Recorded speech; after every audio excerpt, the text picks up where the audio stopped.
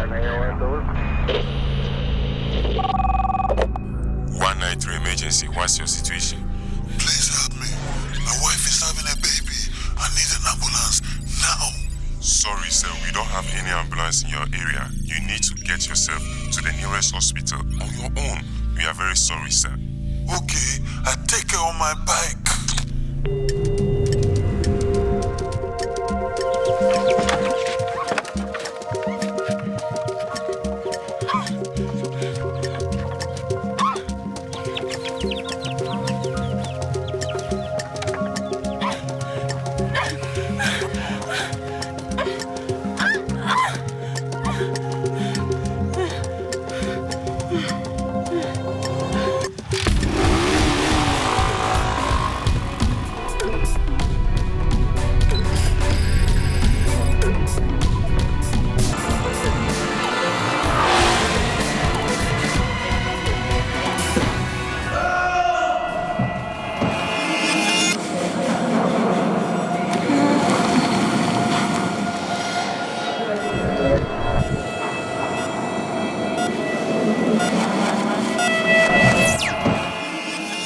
Good evening and welcome to Maternal Health Channel television series.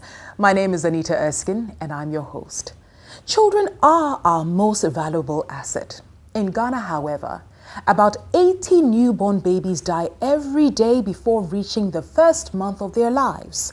Tonight, our studio discussion focuses on exclusive breastfeeding, which has been highlighted as one of the most effective answers to newborn survival, and yet, in the public's mind informed by so many misconceptions. Before the discussion, however, take a look. La General Hospital. Madam Vivian is in charge of the delivery ward today. Like most days, it is a busy time with mothers at various stages of delivery. Soon it is Giftedu's turn, and she delivers Amma, a bouncing baby girl.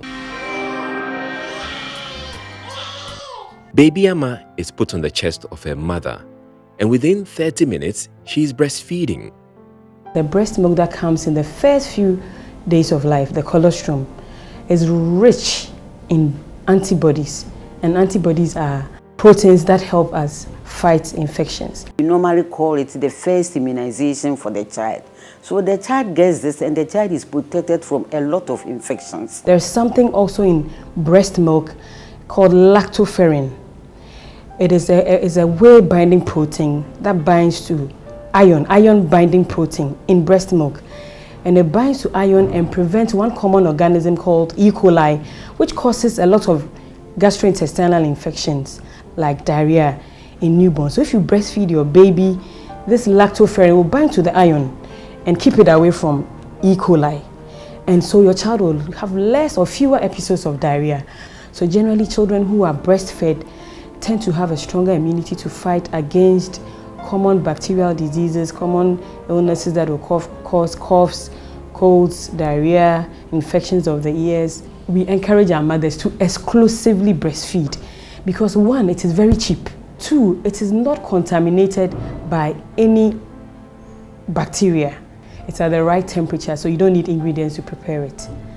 It helps with bonding between the mother and the baby. Even right in the delivery room or the labor ward, initiating breastfeeding helps with expulsion of the placenta and contraction of the uterus that will aid in expelling any clots, help prevent postpartum hemorrhage and all that. There's a hormone that helps stimulate contraction of the muscles in the breast to expel the breast milk into the baby. There are actually two hormones. One, which is prolactin, that helps in the production of the breast milk. But there's one called oxytocin that helps with the myoendothelial cells in the breast itself to bring the milk out. So oxytocin causes contraction of the smooth muscles in the breast, and at the same time also causes contraction of the uterus. So helps as you are putting the baby to breast, telling your brain to produce oxytocin. It is working on the breast muscles and also working on your uterine muscles. So then it will help to deliver the placenta, it will help to bring out any clots, any products of conception, and also help the uterus to contract and prevent bleeding. So right there in the delivery room, you can have some important, this is very important, a very important benefit of initiating breastfeeding through the home oxytocin. It also helps the child to pass the black stool that the medical people call meconium. The child is able to pass this quickly. If the child doesn't pass this quickly, then the child is going to have jaundice. So it is very important. The teeth is formed beautifully because of the suckling action of the child. Kolebu Teaching Hospital. Another baby is born. Ajara, her mother, Sumaya. Sooner than she thought, Ajara is breastfeeding. Ajara is giving her first injections. The nurses also ensure Sumaya is taken through all the other essential health check procedures. Dr. Opong is happy with Sumaya's progress and informs her she will be discharged tomorrow. The following day, Sumaya goes home. It has really gone well at the hospital. Sumaya arrives home to an emotional welcome. Everyone is truly happy to see Sumaya back with her baby. A week later, Dr. Van Otu pays Sumaya a visit. My friend Dr. Van Otu. She is Greater Accra Regional Director of Ghana Health Service. Normally, a community health nurse will make such visits. I find a good morning. I find In this case, however, Dr. Van Otu agreed to our request to visit Sumaya in order to further highlight some of the issues her office is addressing in newborn care. Say they be a when you call hospital na you catch no. Say Ghana Health Service any ya share say be mo hospital na adenya so mo wi a na ye nwie ye. E say eto aso ekofie ekohwe say maame no ho te say akoda no so ho te say. Dr. Van Otu stresses the importance of exclusive breastfeeding. They say they hear pa ni some woman no phone. So auntie no phone dey so no pa onom ba kwa obre we from no na we say na one man ba ko no so eno ano no. Sometimes when they get home, especially if the baby cries a bit, then the mother will be told that the breast milk is not enough. Therefore add some other feeds. Some people put bread into water, squeeze it and give the water to the baby. Some even give mashed kinky to very young babies like this, or they give them porridge or anything else that they can find. Every mother wants the best for the child. So if the mother knows that breast milk is the best for my child, the mother will do it. There is nothing that can be compared to breast milk. It is the best, the natural way. That is what the child needs. The position is very important, as well as the attachment, so that you don't have any problems in breastfeeding. If you don't do them right, you get sore nipple, you get engorgement, and baby will refuse to feed. You will not have enough milk. And if you don't have enough milk, then you resort to the infant formula, which is not necessary. The best way to position a baby at the breast is to have the baby facing the mother. And when we say the baby should face the mother, the stomach of the baby should touch the mother's stomach. Then the palm of the mother's hand should support the baby's buttocks. And the head of the baby should be in the crook of the mother's arm. Then you realize that the ear, the shoulder, and the hip are in a horizontal line. This facilitates attachment. And as you do that, the baby roots. And immediately the baby opens the mouth wide, you bring the baby to the breast. Our mothers will normally put the breast in the baby's mouth. The very moment you put the breast in the baby's mouth, two things happen. Baby takes the nipple only, which will lead to sore nipples. And then the mother's back is not straightened. If the mother's back is not straightened, he gets backache. And so we always want their back to be straightened. So we bring baby to the breast. We never give the breast to the baby. When the mouth of the baby is opened and you bring the baby to the breast, there are 4 cardinal signs you are supposed to see. The lower lip of the baby is supposed to curl out. The cheek will be rounded. You will see more of the black part above the breast than below. And you will realize that the baby is suckling beautifully. The baby can go on the breast for 6 months without any problem, and it is good for the baby. After the 6 months, baby needs food to be added. And normally, we teach mothers to prepare something in their home. What they eat in the home is what they should prepare for the baby. Start with porridge. In Ghana, we have so many things we can use for porridge. We can use sorghum, millet, rice, corn. So if you prepare this and the child is not taking it, there are varieties. She has the support of her mother and her aunties, and that is very key, because sometimes when they come home, the voices are too many. So although the nurses and the doctors would have informed her as to what she should be doing, the voices in the home will tell her something different. But this time round, they are saying the same thing. To further highlight the efforts being made to promote exclusive breastfeeding, we went to Jackson Park in Koforidua, where an event was held to celebrate World Breastfeeding Week 2016. The breastfeeding, we are told, is a foundation for childhood development. Breastfeeding, no. Me pamocha ye pan ma nkwala no. Me ba no me ye ma no no. Onyare no ho ye den. Me ko hospital na ewe na me de na ekọ. Me ami hu sa man na adwuma bi o ye smart woni am bi hu. Nti ye pan ma about time for ni so mo nye. Benefit of breastfeeding for me and my child, one is it helps the baby keep very healthy. The message about the critical importance of exclusive breastfeeding was clear.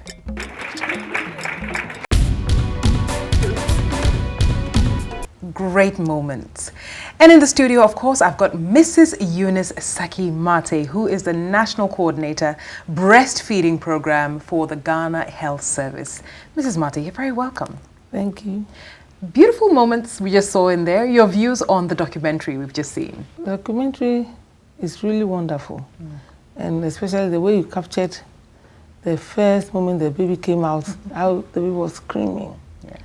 We also looked at the care and the support from the health workers, right from the hospital and even to a home to where significant others, the mother, the aunties, the others were all supporting her to do what she has been told to do. It's very wonderful. And if we, like all the clients, get such care and support from home, in addition to what they get in the hospital, I think all our, or most of our woes will be reduced. Reduced, almost erased. Almost erased, yeah. If possible. But you know, we talk about exclusive breastfeeding. In our generation, a lot of the health workers are telling us all the positives about it. Please, could you just share some insights into the advantages of breastfeeding your newborn baby, exclusive breastfeeding for your newborn baby? Okay. Exclusive breastfeeding means giving a newborn only breast milk. Only breast milk? Only breast milk. Nothing else? Nothing else. No water, no sugar water, no glucose water, no herbal preparations, no gripe water, no cod liver oil. Yes. All of that too? All of that gripe too. Water too? Gripe water too. No mashed kenke. Nothing. Not even medicine, except if it has been prescribed by a doctor. So that's exclusive breastfeeding. Breastfeeding alone and only breastfeeding. That's why it's exclusive breastfeeding. And how long would it be advised, or how long is it advised that you give your baby only breast milk? You advise 6 months, because for 6 months, the baby doesn't need anything apart from the breast milk. For 6 months, the baby can do without any other thing, only breast milk. So for 6 months, you exclusively breastfeed your baby. And what are some of the advantages of doing this for 6 months? Oh, if you do it for 6 months, you get the optimal benefits that you get from breastfeeding. I dare say that Ghanaians, we have a culture of breastfeeding. It's been our tradition for a long time. It's our moment of pride.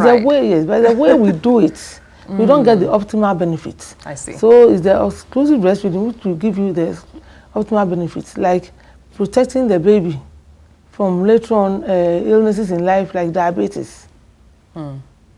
Exclusive breastfeeding has been known to protect babies against that. Really?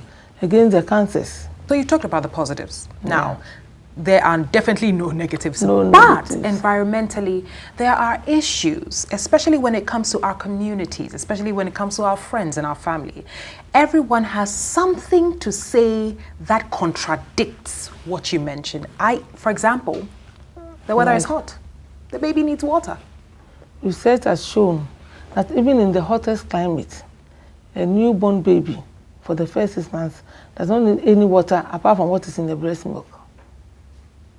Really? Yes. So even in the hottest climate, like we have even in Ghana here, the baby do not need any extra water apart from the water in the breast milk. The breast milk is mainly water, you know, apart from the nutrients that are in.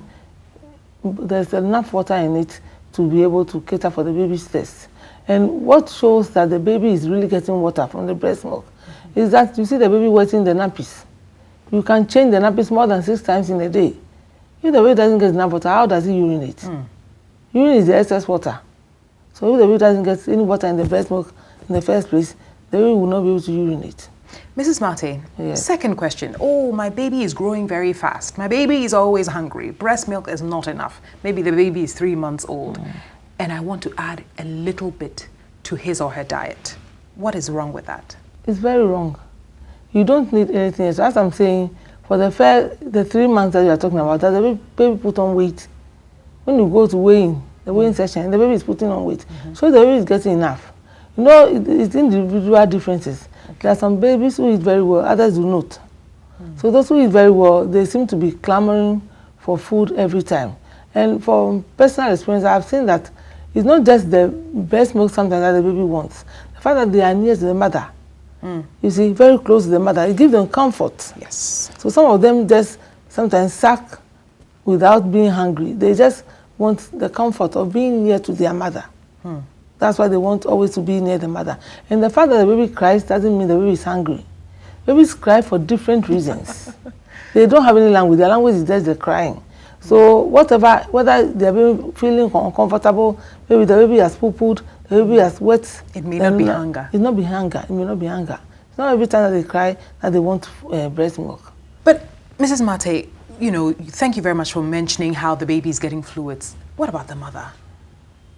How does the mother replenish all this, you know, breast milk? The mother also needs to eat well. But the issue with breastfeeding, breast milk, is that the more the baby breastfeeds, the more the breast milk comes in. Yes, it's like a well. It never goes dry. The more the baby suckles, the more breast milk comes in. So hang on a second. I heard somebody said, oh, you know what, after breastfeeding, give it some time so that more milk can come into the breast. You're saying that rather continue. So that more breast milk. Yes. The more the mother breastfeeds, the more the breast milk comes in. And how does the mother, how can we assure, or how does the mother assure the baby that she's always going to have breast milk? Is there something the mother has to do about her diet, what she's drinking? Does she have to drink more water, as an example? Okay, I think what we believe traditionally is that there are even what we call lactogogues, foods, fluids that cause you to have more breast milk. I think that's, but I think it's psychological. It's psychological. One of the mother thinks, if I eat enough palm soup, I'm going to get more breast milk. Yes. And so they eat the palm soup and they say, yes, you see, the more breast milk. Yes, but then that is not it. The mother needs to eat very well for her own health. If you don't eat, the reserves in your body will be used for the breast milk. Mrs. Martin, let's bring it to that contact, mother-child contact in the first few minutes of the baby's life. Is there any situation by which exclusive breastfeeding may be hampered or delayed depending on how the baby is born? Yeah, normally we see it with mothers who go through cesarean section, especially those who have general anesthesia. Normally we have to wait for the mother to wake up from the anesthesia, become alert before you take the baby to the mother to start breastfeeding. And we recommend that the initiation of breastfeeding should be within the first 30 minutes. The first 30 minutes when the baby is out? As soon as the baby is out. Why? Within 30 minutes, you put the baby back to the breast to start suckling. Why the first 30 minutes? The first thing, because early initiation has been shown to save a lot of children's lives. early initiation alone. Even research was done on it in Kintampo here in Ghana, right here in Ghana. We have other researches being done outside, but in Ghana, Kintampo Health Research Center, they did a research on that. First 30 minutes. First 30 minutes. Within first 30 minutes, you should put the baby to the breast. You know, apart from getting the babies to breastfeed, and then that as they suckle, it establishes that bonding between mother and baby. Yeah. There are instances where a mother will say, oh, my baby doesn't want to suckle. You know, baby has just come out and she's complaining to the midwife or the doctors. In that situation, is there any effect on perhaps the mother wanting to breastfeed her child exclusively when the child is healthy, but the child clearly does not want to suckle? That is why we support mothers to position and attack their babies. It depends on the way the mother is holding the baby. Okay. The baby is not feeling comfortable, the baby refuses to suckle. Sometimes there's the positioning. You change the positioning and the baby is okay, the baby will suckle.